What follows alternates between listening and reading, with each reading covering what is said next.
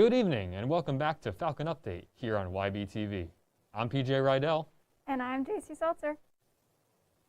Taking a look at COVID-19 stats, Messiah University is at a semester total of 48 positive COVID cases, 32 of which are classified as recovered.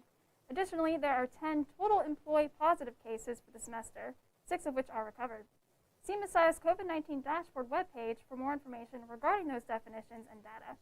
And of course, it's important to continue to maintain proper masking and distancing procedures as mandated by the university and to complete daily temperature checks. Construction, or in this case destruction, continues to progress over at Hoffman Hall. Contractors recently found asbestos in the walls, but after a brief pause to test the air, workers are back at it tearing down the infrastructure of the building. Students passing by can often notice workers knocking down the walls inside the former office building. The asbestos setback has delayed the project 3 weeks, and the green space is set to should begin to take form in May.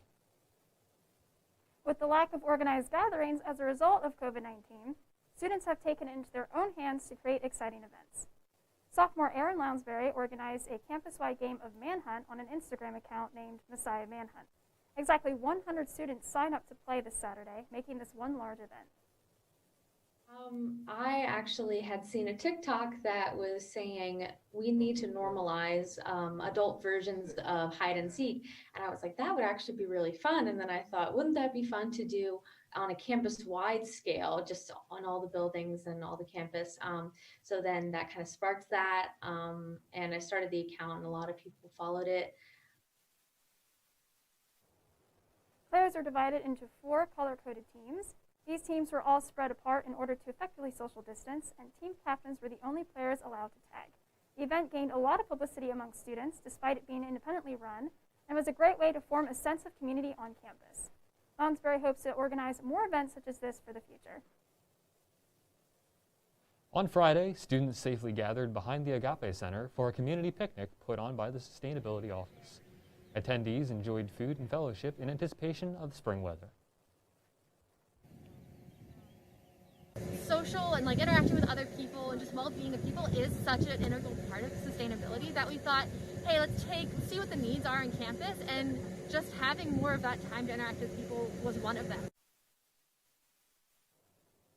If you happen to pass by the Union on Friday, you may have seen students hanging out on the patio. The Agape Center hosted a flower pot painting and hangout event. Under the string lights, students painted clay pots and filled them up with seeds and soil provided. Even though the weather was slightly chilly, students warmed up by the fire pits scattered around the patio. A few lucky students won raffle prizes such as Yeti travel mugs, gift cards, and yard games. Under the stars, students welcome spring. The Agape Center held more than one event on campus this weekend. We go to Chris Blakeman for the story. I'm Chris Blakeman, reporting for YBTV from inside Hostetler Chapel Sanctuary. Just inside the sanctuary, Messiah students are helping to make a difference in kids' lives. The Agape Center hosted what they called a card drive in the Hostetler Chapel Sanctuary. Messiah students could show up between 7 to 9 p.m. and create cards of encouragement as part of an event for the charity Caitlin Smiles. Caitlin Smiles is an organization whose mission it is to bring joy and hope to children in hospitals with chronic and/or life-threatening diseases. Yeah, tonight the Agape Center is hosting an event called Caitlin Smiles, and Caitlin Smiles is a ministry out of Harrisburg. And what it is many years ago, a family lost their daughter to terminal illness, to cancer, and they recognized the need for kids to be just to brighten their day, a smile, because they're in the waiting rooms all the time. They're waiting for test results. They're in the hospital. They're lonely, and so they give gift bags to the kids with small toys, with coloring books, with Play-Doh, things like that. And in each bag, there's a homemade card. Don't judge my skills, but it's "You rock," and then in the inside, just hopping by to make sure that you know that you're awesome. And so it's just a simple thing to let kids know that someone else was thinking about them. That's not the hospital, that's not the nurses or the parents, but someone outside. Students could create any number of encouraging cards to send through Caitlin Smiles. If a single student created 2 or more cards during the night, they would be entered into a raffle to earn prizes such as yard games, travel mugs, and gift cards. If you'd like to know more about the charity the Agape Center is supporting, please visit CAIT lins-smiles.org for more information. Reporting for YBTV, I'm Chris Blakeman. We will have more Falcon Update after the break. Stay tuned. MC77 is now officially rebranded as Yellow Breeches TV.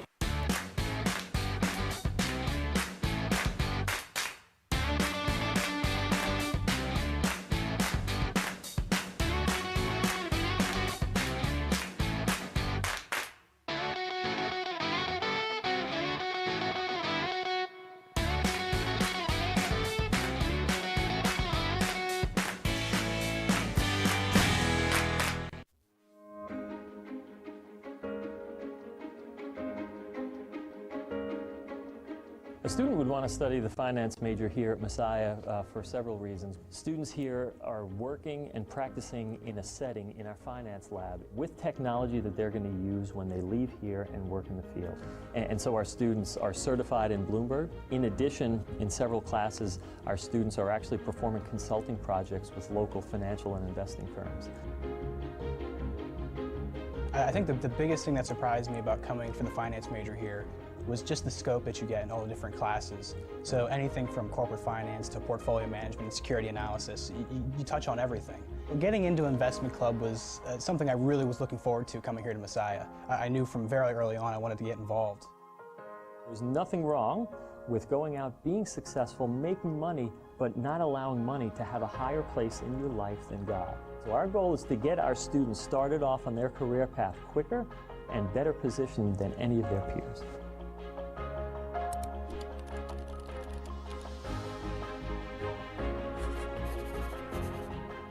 It's a big responsibility. Oh, it's huge. I know, it's huge. And the salary.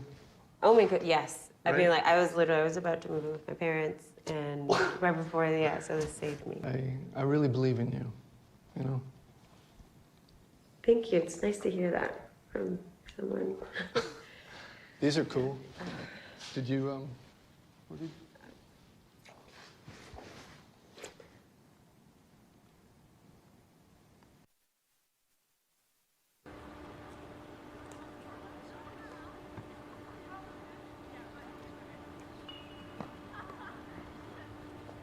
Welcome back to Falcon Update, live on YBTV. Messiah Spring Athletics are now in full swing. Let's take a look. We're outside of Messiah University's Hitchcock Arena, where last week the Messiah women's basketball team defeated Widener University in the MAC Commonwealth Championships with a final score of 60-45.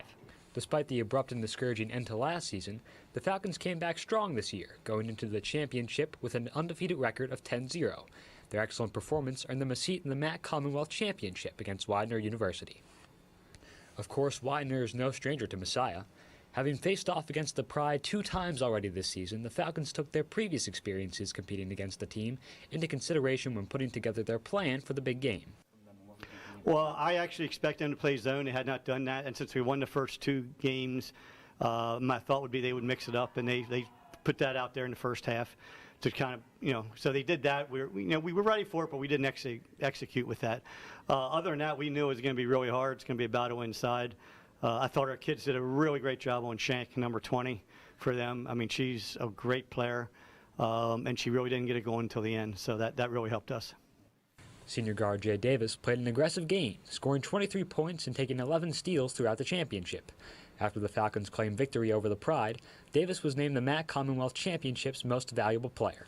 It feels great. I couldn't have done it without my teammates, We push each other every day in practice, and we hold each other accountable. And so if it wasn't for them, it probably wouldn't happen. Unfortunately, the NCAA canceled Winter Championships for the 2021 season, but this didn't stop the Falcons from making the most of their last game. And what would a big win be without the long-standing tradition of cutting down the net? This game gave the Falcons their 5th consecutive MAC Commonwealth Championship, and YBTV would like to wish the Falcons a huge congratulations on their success this season. Reporting for YBTV, I'm Josh McLeaf. Messiah Track and Field opened the 2021 season on Friday afternoon as they hosted the first track meet in over a year.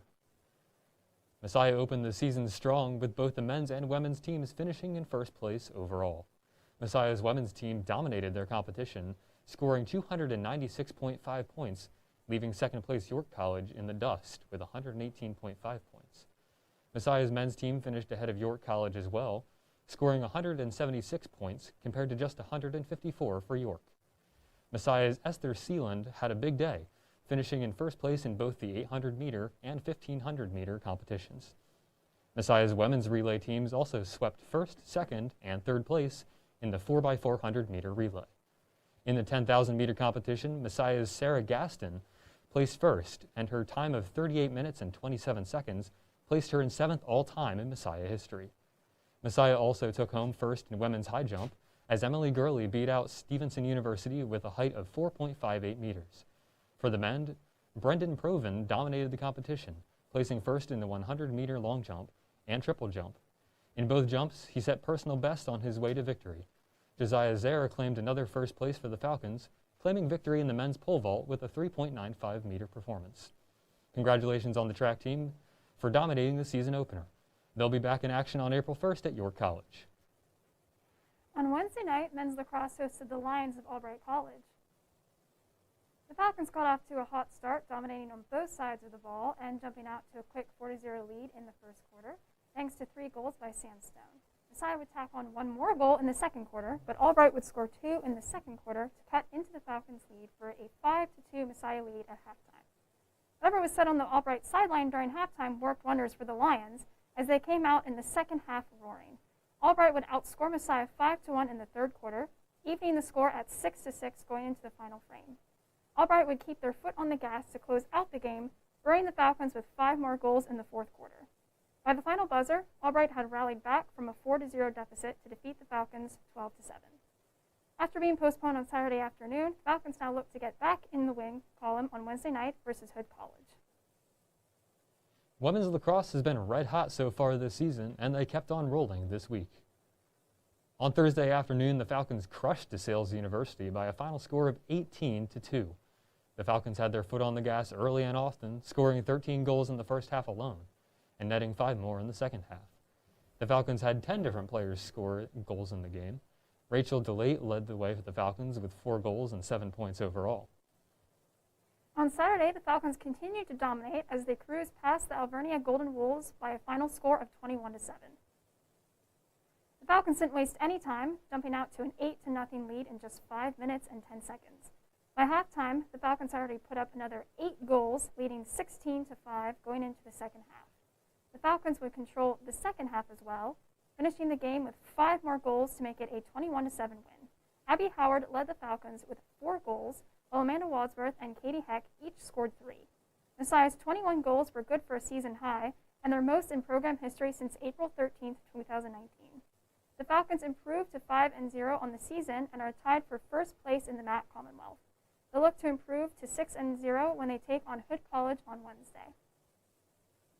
The men's volleyball team had a dominant week, going 3-0 in their games.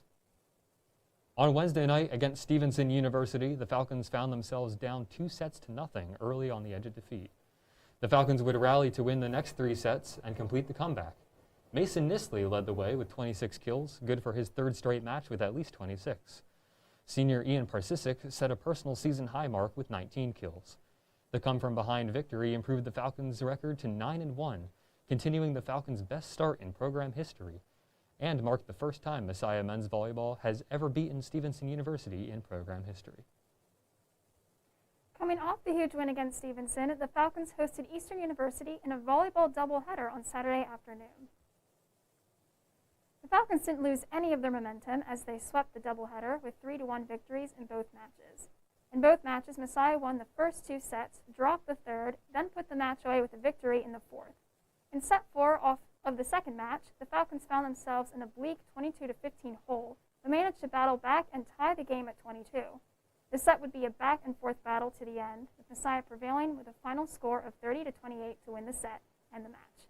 After sweeping the doubleheader, Messiah's men's volleyball improves to 11-1 and remains in first place in the Middle Atlantic Conference. They'll look to remain hot against 5th place Alvernia University on Wednesday night. Meanwhile, the Messiah baseball team played a road doubleheader against Alvernia University on Sunday. Unfortunately, the first contest went to the Golden Wolves, as the game ended with a final score of 6-4 Alvernia. The Falcons took a 1-0 lead in the top of the first after Trent Culver hit a double to left fielder and was driven home by a sacrifice fly from Casey Karras. However, Alvernia answered this run in the bottom of the opening frame with a one-out grand slam that scored the Golden Wolves 5 runs. Billy Davis later hit a double into left field, getting the Falcons their final 2 runs for the game. However, the second game of the day ended in an official tie with a score of 10-10. The game went back and forth from inning to inning, with Messiah leading the scoreboard and Alvernia always managing to catch up. The starting lineup of Trent Culver, Jared Bingaman, Casey Karras, Billy Davis, and Colt Price earned Messiah consecutive runs in the top of the 6th, putting the score at 10-4. Messiah before Alvernia tied the game. This puts the Falcons at 2-5-1 this season, and they will travel to Albright College this Wednesday for a match against the Lions. The Messiah softball team played a doubleheader against York College on Sunday, but gave up both games to the Spartans. The first game ended 4-2 York, with sophomore Bryn Baker hitting a 2-run home run down the left field line in the bottom of the 7th. In the second game, the Spartans took a 4-point lead in the top of the second inning, scoring 4 runs on 3 hits and the first run being forced to a bases-loaded walk. The Spartans eventually worked their way to a 6-0 lead, but the Falcons started to catch up after Mackenzie Shannon hit a 3-run double off the third baseman's glove. The game ended with a final score of 6-3 York, which leaves the Falcons at 2-6 this season. Looking ahead, the Falcons will play against Eastern University for the first time in a doubleheader on Saturday, as the Eagles just joined the MAC Commonwealth prior to this season. On Saturday, the men's swim team claimed their first victory of the season over Stevenson University with a decision of 135-68. Messiah came out strong as the team consisting of Andrew Leeper, Joe McGillen, Andrew Roberti, and Jacob Whipple finished first in the 200-yard medley relay. Whipple had a stellar performance on Saturday, placing first in the 50-yard freestyle and the 100-yard freestyle. Isaac McCabe also walked away with a set of victories, touching first in the 1,000-yard freestyle and the 200-yard breaststroke. Overall, 8 Falcons walked away with first-place finishes. The team will compete against Albright College next Saturday in Messiah's Frederickson Natatorium. The women's swim team also earned a home victory over the Mustangs on Saturday, 152-48. Freshman Sophie Scholes touched first in the 50-yard freestyle and the 100-yard freestyle. Scholes also joined Abigail Sorens, Caitlin Boyce, and Lainey Flanagan for a first-place win in the 200-yard medley relay. Boyce, named MAC Rookie of the Year, also placed first in the 200-yard butterfly. By the end of the competition, the Falcons placed first in a total of 11 events. The women's team will also host Albright College in Frederickson Natatorium this Saturday. We will have more Falcon Update after the break. Don't go anywhere. C77 is now officially rebranded as Yellow Breeches TV. Woo!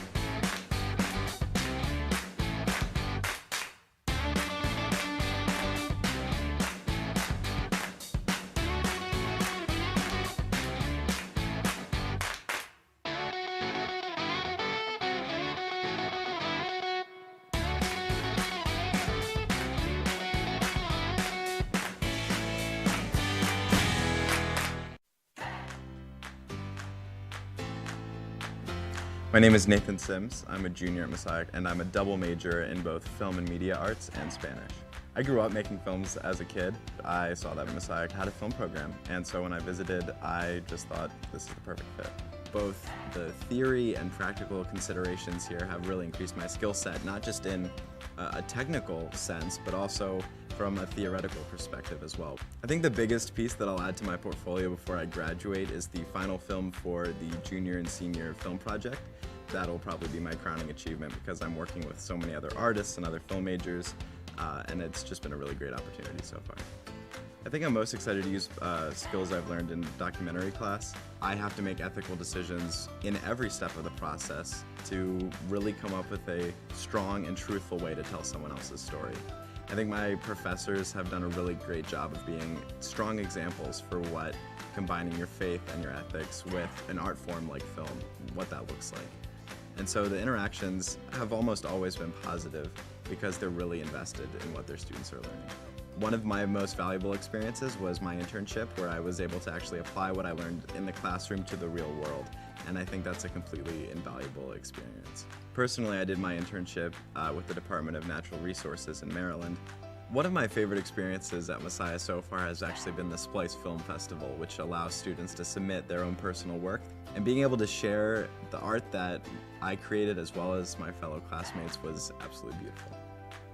I think the market right now is very open for film and media arts majors. There's a lot of different ways that you can plug in, both at nonprofits, at regular organizations. I worked in the government, and so I think there are absolutely a lot of opportunities.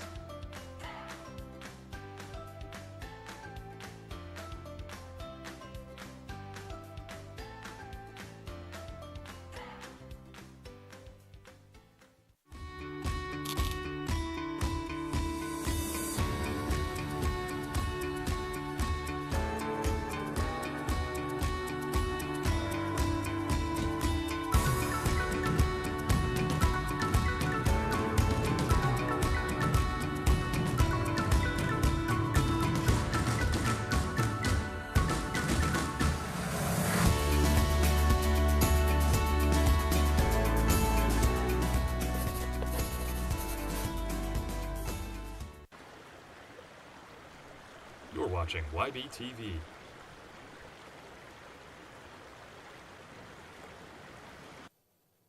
Welcome back to Falcon Update, live on YBTV. We go to Josh McLeaf with this week's campus calendar. I'm Josh McLeaf here with this week's campus calendar.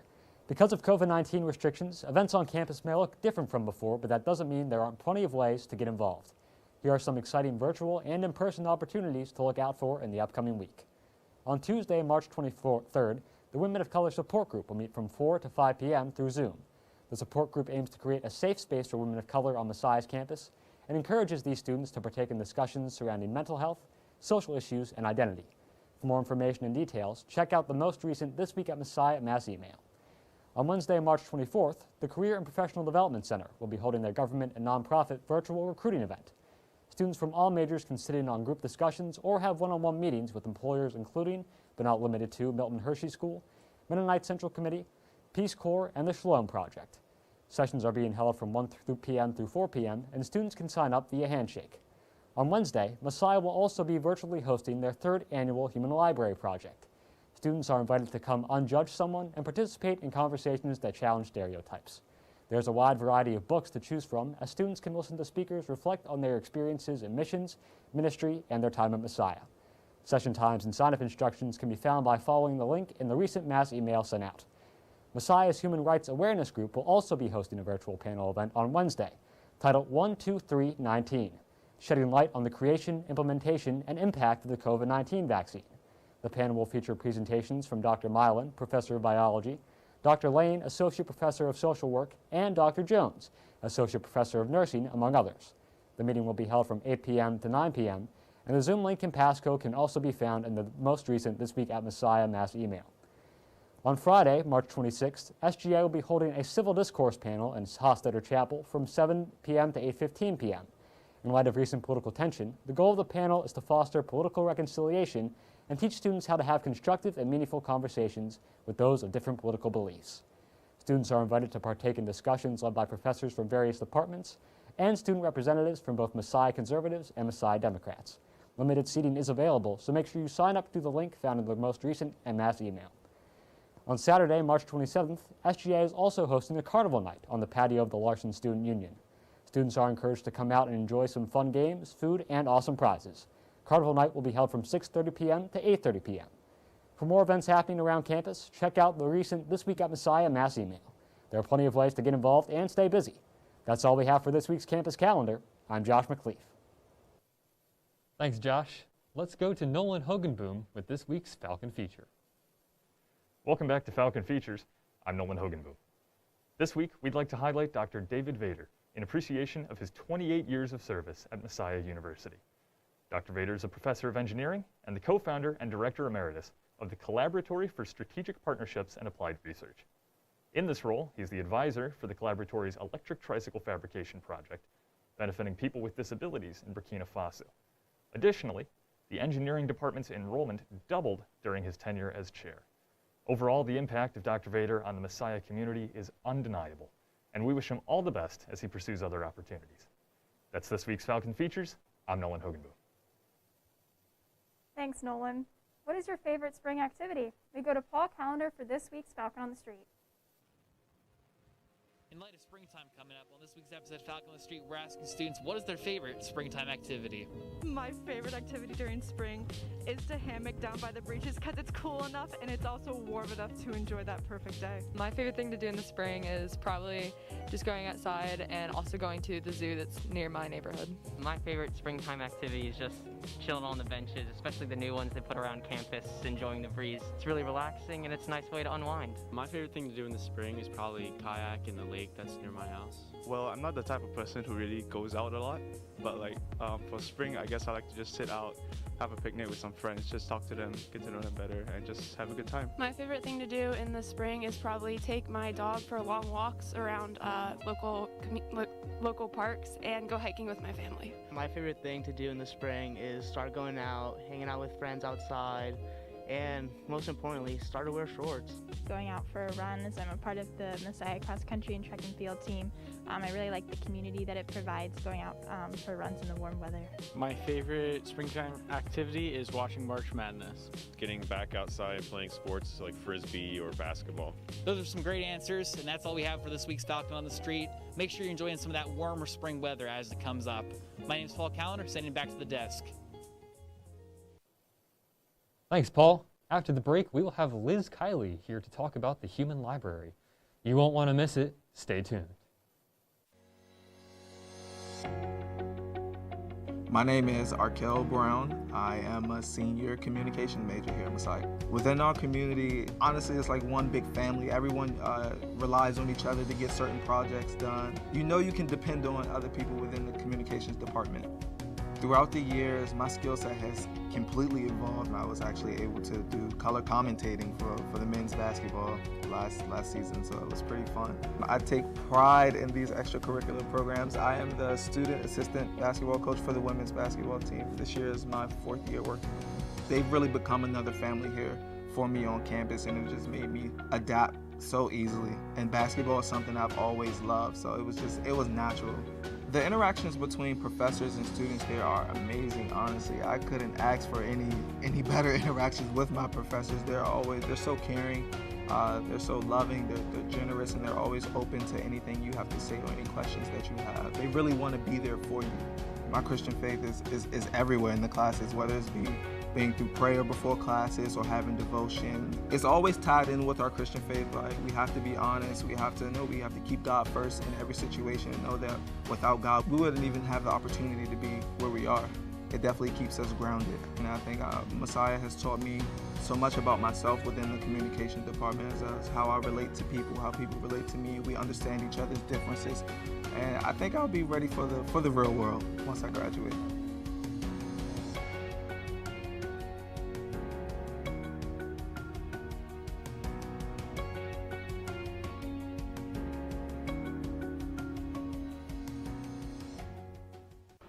What?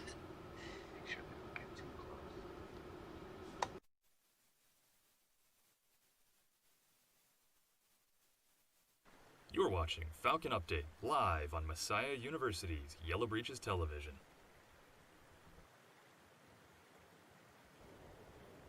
Welcome back to Falcon Update live on YBTV. I am joined by Liz Kiley, the Discovery and Metadata Librarian. How are you this evening? I am doing wonderful. How are you? I'm doing all right. Yeah, I can't complain today. So, I know in a mass email sent out last week, I believe it was, there was something called the Human Library event. Can you just give us some information as to what that is? The Human Library event was actually started in the early 2000s in the Netherlands as a way for people to break stereotypes through conversation. And so we've hosted this event since 2018, and people share a personal story. And we've had students, employees, and faculty all participate, and even alum, and special books that come in, special invited guests. And this year, we're pretty excited. We have a featured book. Gloria Igahozo, who graduated in 2019, is actually going to be speaking at noon all the way from Rwanda. And that's why it's at noon, because it's at 7 o'clock her time.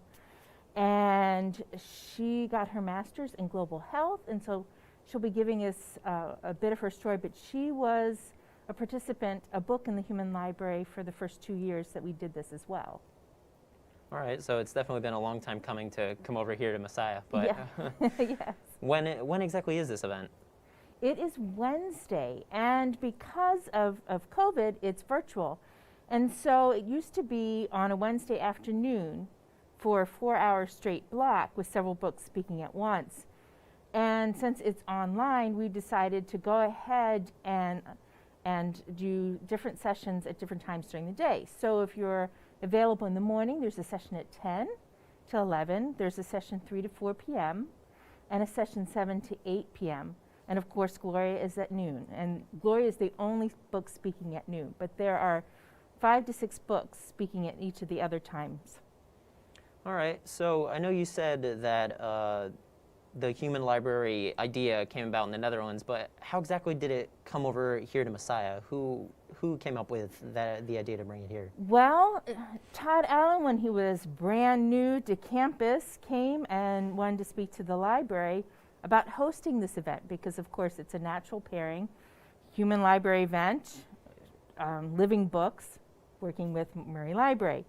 And because I am the library liaison to communication department, I paired with Todd, and so the Office of Diversity Affairs and Murray Library have been putting on this partnership for since the beginning in 2018. All right, so how can students actually participate in this event? How can they actually meet a human book?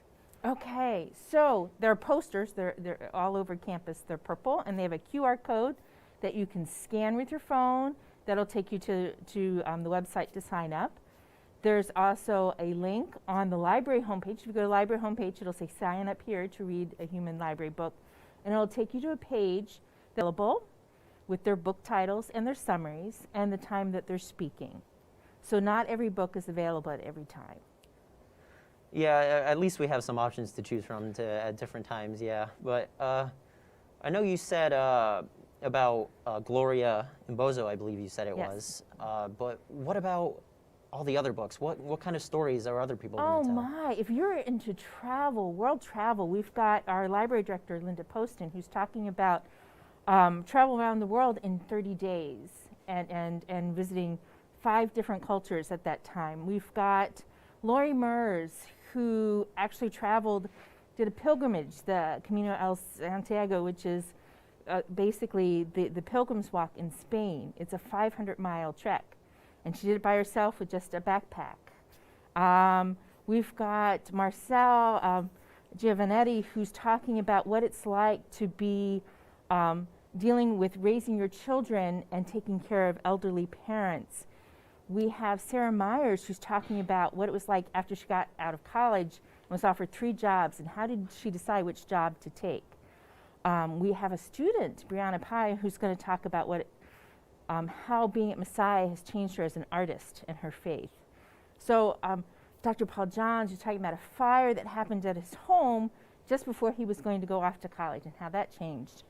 We have Michelle Lockwood, who's talking about being a missionary in Africa, taking 2 small children with her. I think her youngest was 6 months old, and moving to Africa to become a missionary. I mean, there's so many wonderful, Rocky Allinger is talking about what it's like to have a father who committed suicide and how she decided to keep going. I mean, so I hope I hit everyone. There's just so many great stories to read. Yeah, it's honestly okay if you miss some people. Yeah, they can sign up and see them for themselves if they want to. But I think it's honestly a privilege that we're able to even have something like this at Messiah and be able to hear so many different stories. So why do you think that people should sign up? I gave my 2 cents, but why do you think people should sign up, or what exactly can they learn from this? It's the human connection. Getting to know someone, a part of someone, it brings a closeness. And I think especially at this time where we're feeling the separation, being able to get to know somebody on a deeper level is so important. That is really important, yeah, especially in the time where we can't really see a whole lot of people, yeah. So where can people find out more about this event? If they go to the library webpage, there is a banner up top that says sign up here, and if they click on that link, that'll take them to a library guide that will tell them how to sign up, the times available, and the books that are available there. And if you want to know more about the Human Library in general, they can go to the website humanlibrary.org. Okay, well, thank you, Liz, for coming on the show and coming to tell us about the Human Library event.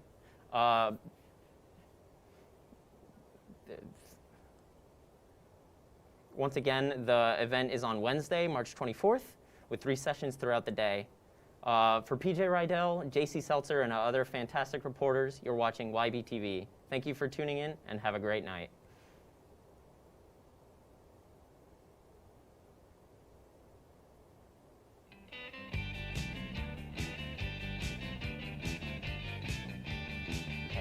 Is everything okay?